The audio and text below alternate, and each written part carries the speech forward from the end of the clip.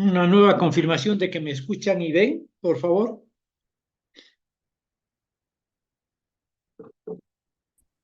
Se escucha y se ve muy bien, doctor. ¿Me escuchan y ven? Sí, Hello. doctor. Ok, Sí, doctor. gracias. Sí. Muy bien. Como verán, hoy tenemos el tema de cardiopatías congénitas, ¿ya? Ujú. Bien, empezamos.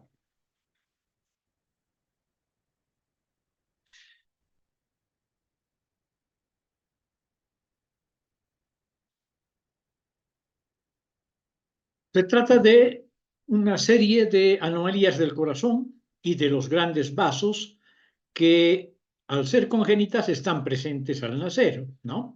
Porque la palabra congénita significa eso justamente, presentes al nacer, ¿ya? Eh, la mayor parte de estas cardiopatías son atribuibles a alteraciones a nivel de la embriogénesis. Embriogénesis cardíaca que se produce alrededor de entre las 3 y las 12 semanas de la vida intrauterina. Son a veces múltiples las anomalías genéticas asociadas y la afectación de cavidades específicas o regiones del corazón que son graves, son incompatibles con la vida, ¿no?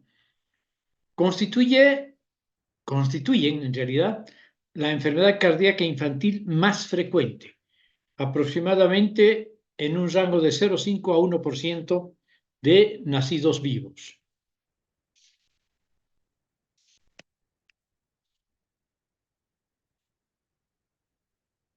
Muy bien, ¿cuál es la etiología? No hay una causa única, generalmente es un factor hereditario, multifactorial, con fuerte influencia genética, pero también con influencias ambientales, ¿sí?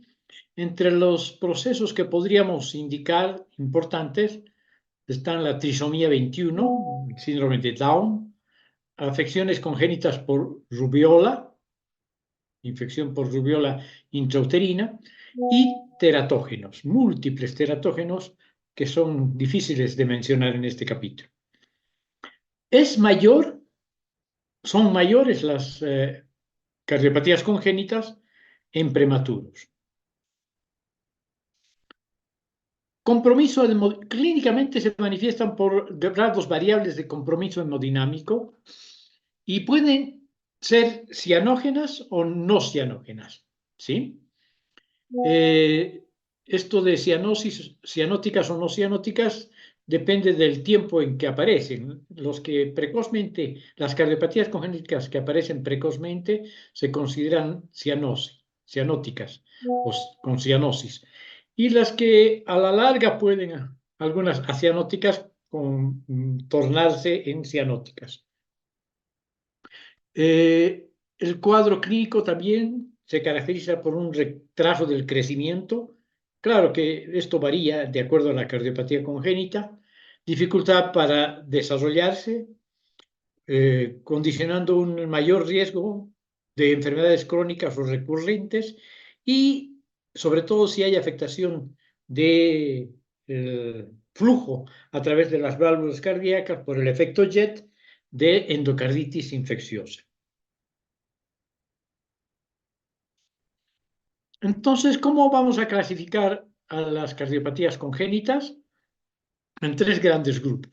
Defectos en la ubicación del corazón, los cortocircuitos y las cardiopatías obstructivas, ¿sí? Las más frecuentes, pienso yo, que son las que están en el área de los cortocircuitos, ¿sí? Seguimos con la clasificación. Entre las cardiopatías que cursan con un cortocircuito o con un shunt, están varias que pueden ser, se trata de comunicaciones normales, ya sea entre cavidades cardíacas o entre vasos sanguíneos o entre cavidades cardíacas y vasos sanguíneos, ¿sí? Obviamente estamos hablando de los vasos sanguíneos cercanos al corazón.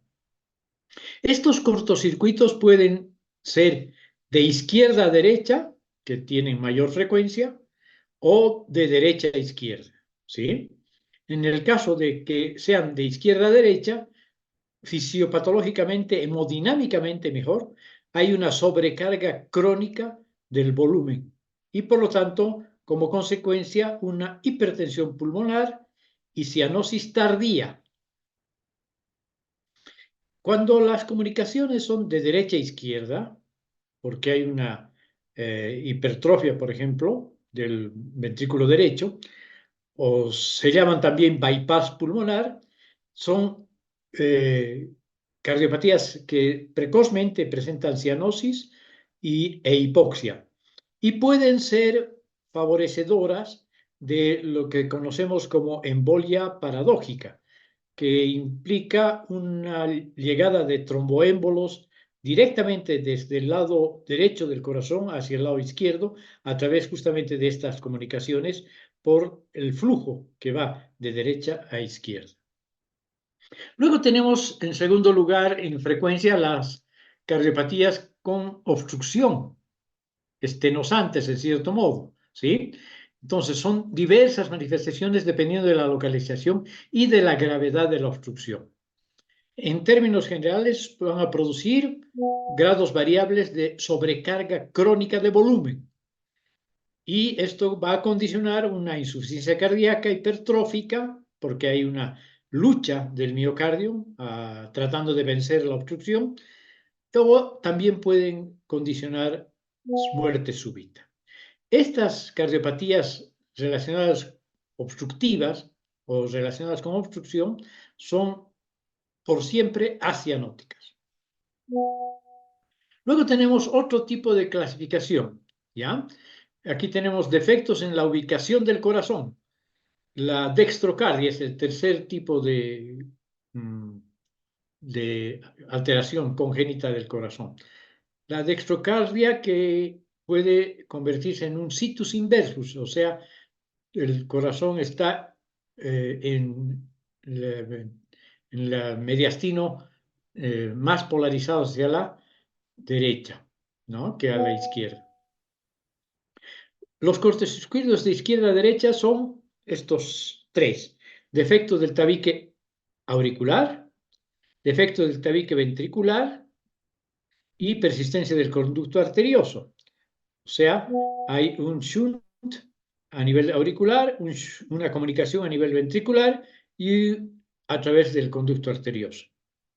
Los de derecha a izquierda están formados por la tetralogía de Fallot, que es la más frecuente de estas cardiopatías, de derecha a izquierda, desde luego, la transposición de grandes vasos y el tronco arterioso persistente.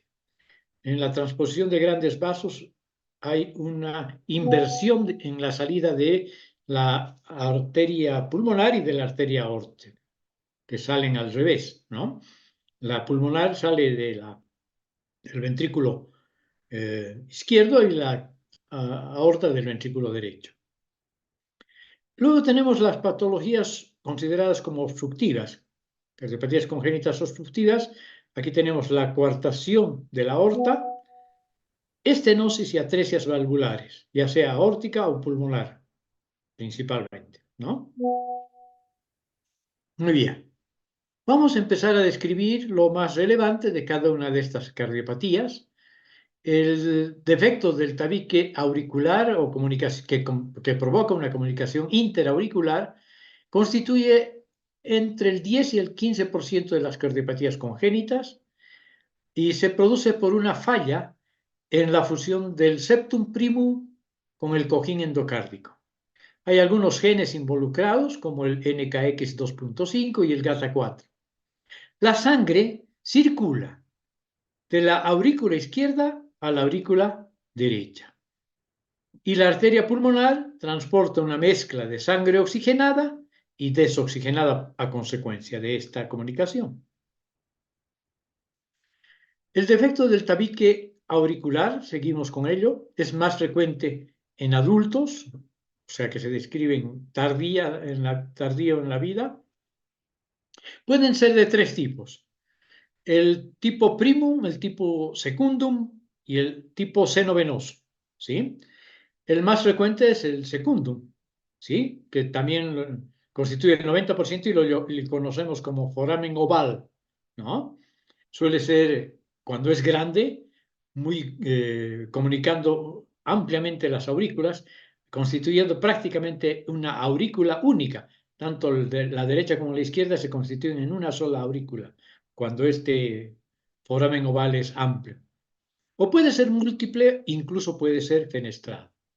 Las otras dos son menos frecuentes, el de tipo primum, 5%, a nivel de la parte baja del septo, del tabique, eh, eh, provoca deformidades por su localización en la válvula mitral y es más frecuente este tipo de comunicación interauricular en los pacientes con síndrome de Down.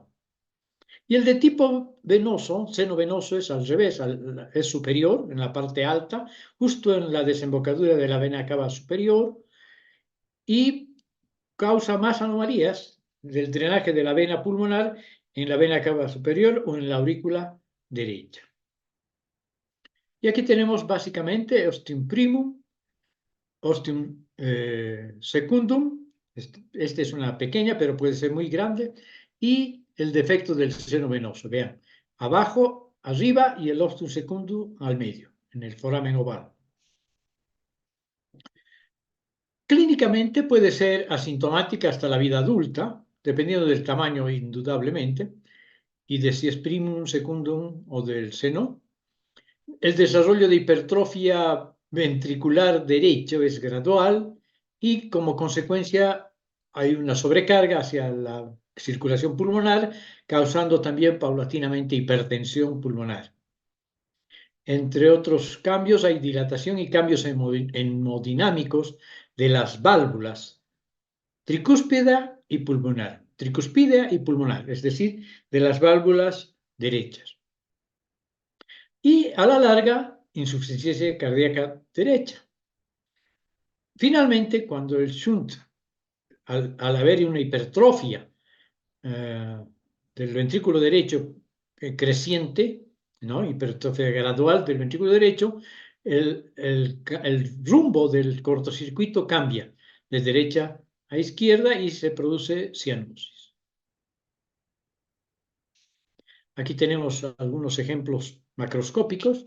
Vean la comunicación interauricular y aquí un trombo queriendo hacerse el vivo, pasando directamente a través de esta comunicación del ventrículo de la aurícula derecha a la aurícula izquierda.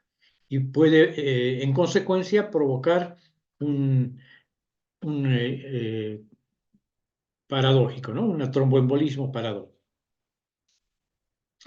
Bueno, el defecto congénito más frecuente del corazón es este, el defecto del tabique ventricular. Constituye de 25 a 30% de los casos. También está causado por ausencia en el desarrollo del tabique membranoso del cojín endocárdico. Es más frecuente, o sea que más frecuentemente compromete la porción membranosa del tabique interventricular. El gen involucrado es también el GATA4 y es la malformación congénita, como les decía, más común en nacidos vivos. Puede asociarse con otras anomalías, es parte, por ejemplo, de la tetralogía de Fallot, o puede ser aislada, como ocurre en el 30% de estos defectos del tabique ventricular, interventricular. ¿Sí? Cuando hay compromiso de la porción membranosa del tabique, es más frecuente esta circunstancia, constituye el 90% de los casos. Y cuando este defecto del tabique membranoso es menor a 5 centímetros, a 0,5 centímetros, cierre espontáneo es la regla, ¿ya? O sea, 5 milímetros o menos hay cierre espontáneo. Cuando compromete el tabique muscular, es menos probable que se cierre espontáneamente, pero por suerte constituye solamente el 10% de los casos.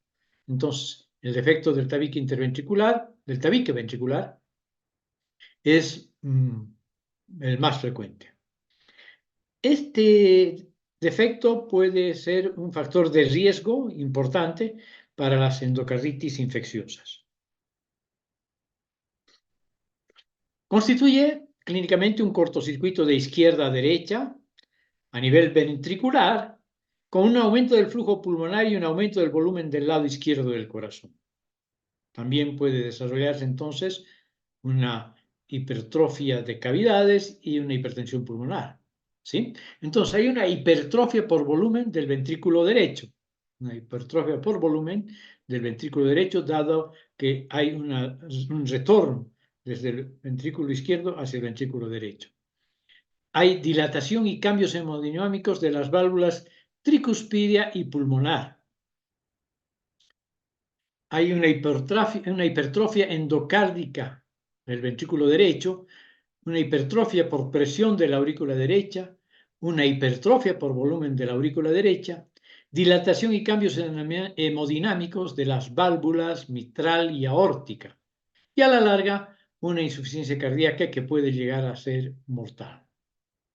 La cianosis se produce tardíamente en la vida y a la auscultación es característico un soplo holosistólico. Como decíamos, al haber hipertrofia ventricular, sobrecarga de volumen de la aurícula derecha, hay una hipertensión pulmonar secundaria que repercute sobre el ventrículo derecho y puede causar insuficiencia cardíaca. Luego tenemos la persistencia del conducto arterioso. Constituye el 10% de los casos de cardiopatía congénita. Se origina por falta de cierre y atrofia de dicho conducto en el momento del nacimiento, que es cuando debe cerrarse. Este conducto arteriovenoso es una conexión vascular normal entre la aorta y la bifurcación de la arteria pulmonar, ¿sí? Que en el feto permite el flujo entre la aorta y la pulmonar distal a la arteria subclavia. Fisiológicamente, lo correcto es que se cierre en el primero o en el segundo día del recién nacido, cuando aumenta la presión de oxígeno a nivel pulmonar y se produzcan prostaglandina E reducida, que son favorecedoras del cierre. ¿Sí? Entonces, cuando persiste anormalmente en forma permanente, va a producir un cortocircuito de izquierda a derecha. ¿Sí? O sea, también es acianógeno, por lo menos en principio.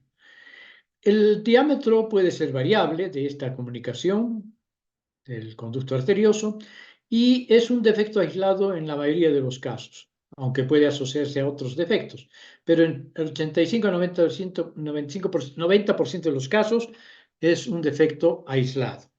¿Ya? ¿Qué es lo que produce una dilatación de la arteria pulmonar? Una hipertrofia por volumen de la aurícula y ventrículo izquierdos, una hipertensión pulmonar secundaria y una dilatación de la aorta ascendente. Es característica en la semiología de este caso, de este cuadro, el soplo en maquinaria. Luego tenemos las cianógenas, las cardiopatías cianógenas. El representante más importante es la tetralogía de Fallot, la tetralogía de Fallot, que constituye el 10% de las cardiopatías congénitas. También se debe a un desarrollo defectuoso del cojín endocárdico, pero con desplazamiento anterosuperior del septo infundibular. Genes involucrados, estos, el ZFPM2 y el NKX 2.5. O sea, hay genes que comparten algunas de las cardiopatías congénitas. ¿Cuáles son los componentes de la tetralogía de Fallot? Están la estenosis pulmonar, el cabalgamiento aórtico asociado al defecto del tabique interventricular, causando una comunicación interventricular, y el defecto del tabique interventricular causado por la falta de desarrollo del cojín endocárdico en el tabique interventricular. Y por último, el cuarto componente, la hipertrofia ventricular derecha. Entonces, por eso se llama tetralogía de Fallot, por las 4 componentes que constituyen la patología. La gravedad depende del grado de la estenosis pulmonar. Aquí el punto crítico de la gravedad es el grado de estenosis pulmonar, ¿sí? A mayor estenosis, más rápido la cianosis y más rápido el desarrollo de insuficiencia ventricular y de falla cardíaca.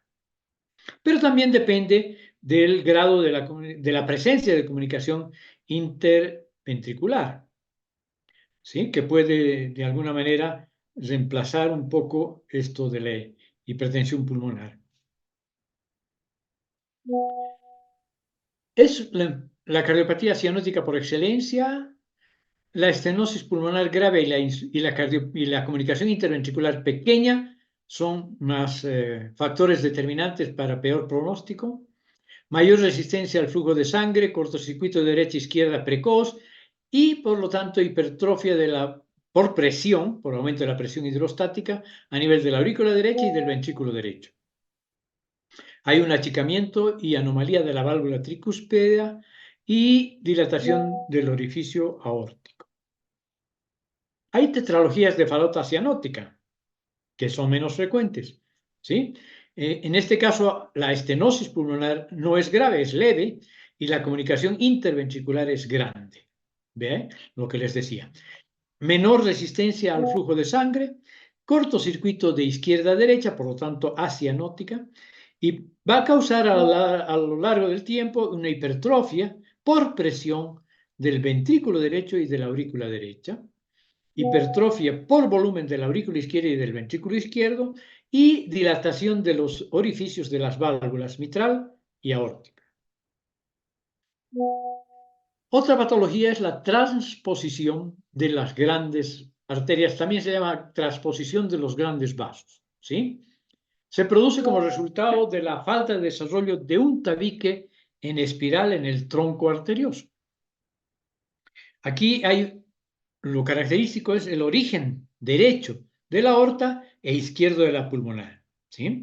Entonces, vean, la aorta está naciendo del ventrículo derecho, aquí también, y la pulmonar está naciendo del ventrículo izquierdo. La aorta está llevando sangre desoxigenada y la pulmonar sangre oxigenada. Entonces, la circulación sistémica y pulmonar están separadas, pero el retorno venoso es normal, ¿sí? Tanto sistémico como pulmonar. La vida postnatal, para estos casos, depende de la presencia de defecto del tabique interauricular y de defecto del tabique interventricular que permiten oxigenar el lado derecho del corazón para que algo de sangre oxigenada vaya hacia la aorta. Entonces, el pronóstico depende de la gravedad de la hipoxia tisular, la capacidad del ventrículo derecho para mantener presiones aórticas sistémicas. ¿Ok? Porque el ventrículo derecho, como normalmente ocurre, tiene una musculatura menos poderosa, aunque a la larga se va hipertrofiando. Pero su capacidad es para mandar sangre, gasto cardíaco, hacia el circuito menor y no hacia el circuito mayor. Tronco arterioso. También, como verán, es un fallo de separación entre la aorta y la pulmonar, ¿sí? Un defecto del tabique. Entonces, esta separación fallida, va a condicionar que tanto la aorta como la pulmonar nazcan prácticamente de un solo tronco, ¿sí? Este defecto está generalmente asociado a numerosos otros defectos cardíacos, como comunicaciones de derecha a izquierda, provoca como comunicaciones de derecha a izquierda, sobre todo por defecto del tabique interventricular. La cianosis es precoz, hay una inversión en el flujo sanguíneo con hipertrofia ventricular derecha e hipertensión pulmonar precoz, ¿ya? Y por lo tanto, mal pronóstico. Mientras más rápido se desarrolle mientras más rápido se desarrolle la hipertensión pulmonar, en general todas estas cardiopatías tienen peor desarrollo y peor pronóstico. Coartación de la aorta. ¿Qué es la coartación de la aorta? Como su nombre lo dice, es una constricción. Está en un 50% aislada, o sea, es como única malformación congénita, o puede en la otra mitad estar asociada a otras anomalías. Esta coartación de la aorta puede ser preductal, antes del ductus, o postductal. ¿Sí? Si es preductal, la clínica y las alteraciones clínicas son de inicio súbito, rápido, precoz. La sobrevida depende de la persistencia del conducto arterioso y la hipertrofia fetal del ventrículo derecho e insuficiencia cardíaca derecha van a ir condicionándose, ¿no? Si es postductal, es asintomática, a no ser que sea grave. Si la estenosis es postductal, como en esta figura, si no es grave, es asintomática un buen tiempo. A la larga se va a ir produciendo, sobre todo si es significativa esta atrofia, este estrechamiento, hipertensión en las extremidades superiores, o sea, por arriba de la coartación, e hipotensión por debajo de la coartación, o sea, en los miembros pélvicos, sobre todo, ¿no? Y como hay una hipertensión preestenótica, puede haber desarrollo de colaterales, como por ejemplo de la mamaria interna y de la arteria axilar. La vida media del tratamiento es variable porque depende de si es preductal o postductal y si es pequeña o grande. ¿Sí? Pero alrededor de 40 años viven estos individuos. Actualmente, claro, se puede corregir esto. La insuficiencia cardíaca congestiva es la complicación tardía más importante. Disección aórtica proximal a la coartación puede ser una complicación. Hemorragia intracraneal por hipertensión intracraneal debido a un aumento del flujo a través de las ramas del callado aórtico que van al cerebro y la infección de la coartación aórtica. Son complicaciones también. Y aquí tenemos justamente una coartación de la aorta que se puede ver aquí con un estrechamiento significativo del lumen de la aorta. Vean el lumen preestenótico y el lumen a nivel de la estenosis. Luego tenemos entre las cardiopatías estenosantes también la estenosis y la atresia pulmonar obstructiva, ¿no? Patología obstructiva. Puede ser aislada o puede estar asociada, como ya hemos visto, a la tetralogía de la Fallot y a la transposición de los grandes vasos. La estenosis de la arteria pulmonar generalmente es debida a fusión de las cúspides de las válvulas pulmonares, ¿sí? Puede, sin embargo, no solo ser a nivel valvular, también puede ser subvalvular o supravalvular. Y la sobrevida depende del grado de la estenosis o de la atresia. Si es leve, es asintomática, pero progresivamente más grave, incluso puede desarrollar cianosis precozmente. Si es completa, obviamente es incompatible con la vida, excepto si está asociada a estos defectos de los tabiques interventricular o de la persistencia del conducto arterioso.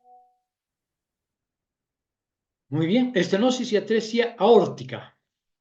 Habíamos hablado de la pulmonar, ahora vamos a hablar de la aórtica, de la arteria aórtica y de sus válvulas. Puede ser también, aquí como en el anterior, valvular, subvalvular o supravalvular o múltiple. La atresia completa es rara e incompatible con la vida. La válvula aórtica biscúspide congénita es frecuente.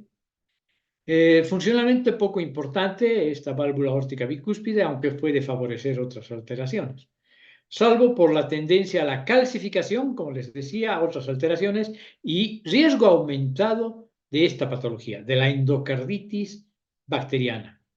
Porque la endocarditis infecciosa suele ser con mucho más frecuentemente infecciosa, ¿no? Y bacteriana, perdón.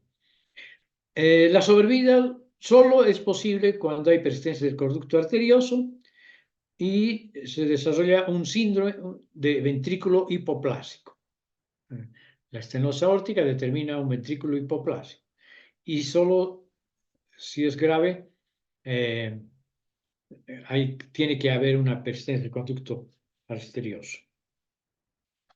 Bueno, hasta aquí las cardiopatías congénitas, ¿sí? Vamos a aprovechar que este tema no es muy largo para hablar de los tumores del corazón. Aunque es el último tema de este capítulo, vamos a exponerlo ahora. Muy bien, ¿cuán frecuentes son los tumores del corazón? Se estarán preguntando. Pues son raros, son muy raros, ¿sí? Y los hay, como en otros órganos, eso sí, primarios y secundarios. No se olviden, ¿por qué son raros los tumores del corazón? Porque el miocardio, sobre todo, constituye una población estable, es prácticamente estática, ¿no? Carente de la posibilidad de divisiones clásicas de otros tejidos. Entre los tumores cardíacos primarios tenemos algunos benignos y algunos malignos.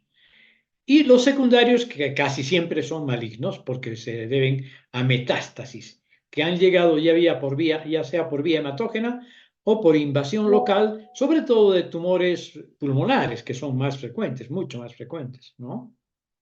Bueno, entre los primarios tenemos, o sea, los propios del corazón, mixomas, rhabdomiomas, lipomas, los fibroblastomas papilares, los angiosarcomas y los rhabdomyosarcomas. ¿Sí? Los mixomas, los rhabdomiomas y los lipomas y los fibroblastomas papilares son benignos. El más frecuente entre la rareza de los tumores cardíacos está el mixoma, seguido del rhabdomioma y los lipomas. Los malignos, el angiosarcoma, el rhabdomyosarcoma, en esta localización también son infrecuentes. De hecho, en todas las localizaciones los angiosarcomas no son muy frecuentes y los rhabdomyosarcomas peor, ¿no? Entonces, en el corazón son realmente raros. Son malignos, pero raros. Efectos cardiovasculares de las neoplasias no cardíacas. Consecuencias directas.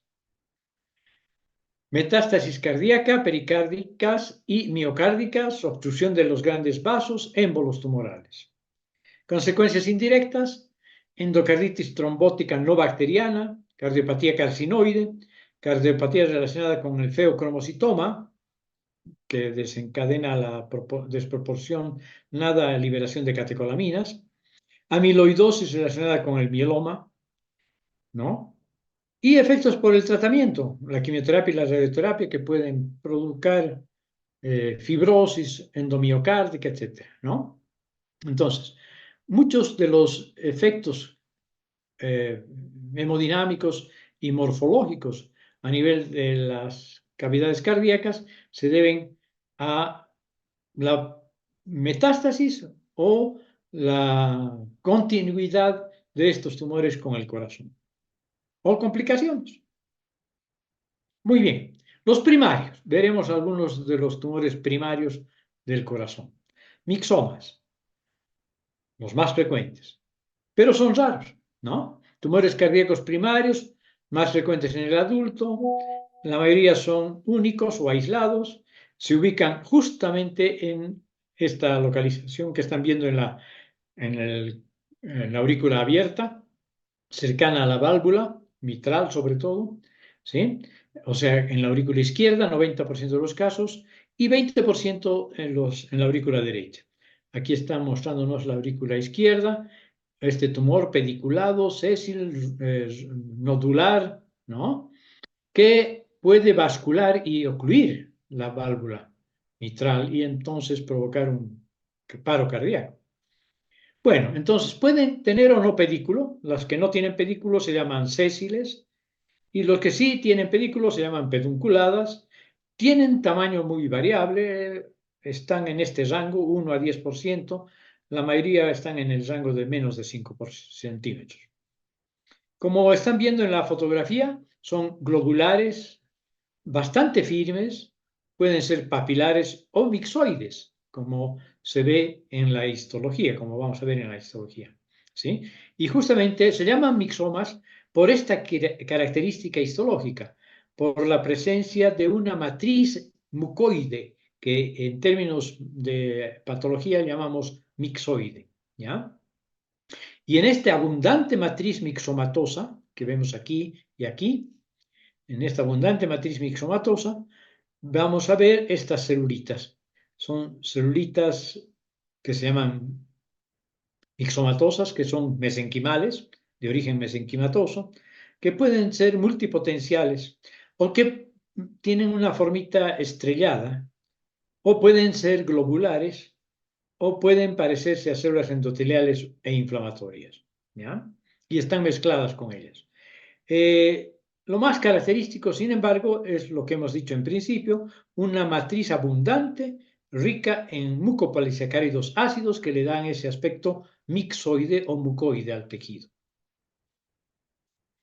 Los rhabdomiomas, menos frecuentes que los mixomas, más frecuentes en niños, los otros eran en adultos, estos son más frecuentes en niños, más frecuente es su localización a nivel del ventrículo derecho, como vemos en la macro aquí. Pueden producir obstrucción valvular o del tracto de salida. Se consideran más que neoplasias verdaderas, amartomas, ¿no? Un desarrollo anormal de los tejidos, y puede asociarse con relativa frecuencia a la esclerosis tuberosa. Morfológicamente, masa tumoral blanquecina, bastante firme, de varios centímetros de diámetro, y histológicamente está formada por rhabdomiocitos, que son células bastante grandes, redondeadas o poligonales, ricas en el citoplasma lleno de glucógeno y que contienen, en la microscopia electrónica es obviamente más fácil de ver, miofibrillas. ¿Sí? Por algún artificio en la preparación histológica pueden tener el aspecto de células en araña, con prolongaciones como piecitos, como patitas. Muy bien, entonces ya saben que los tumores más frecuentes del corazón son los secundarios, metastásicos, que han llegado por vía hematógena o por contigüidad, tumores cardíacos, mediastinales, perdón, tumores pulmonares, mediastinales, etcétera. Y los primarios son realmente raros, los dos que realmente podemos describir son los mixomas y los rhabdomiomas. Bueno, y con eso damos por terminada nuestra clase de hoy, que ha versado sobre patología cardíaca congénita, malformaciones congénitas y tumores del corazón. Me despido de ustedes. ¿Han escuchado la plática? Sí, doctor. Ok, gracias. Sí, doctor. Entiendo que sí. Muchas gracias. Nos vemos el próximo lunes. Hasta luego. Gracias, doctor. Hasta luego, doctor. Adiós.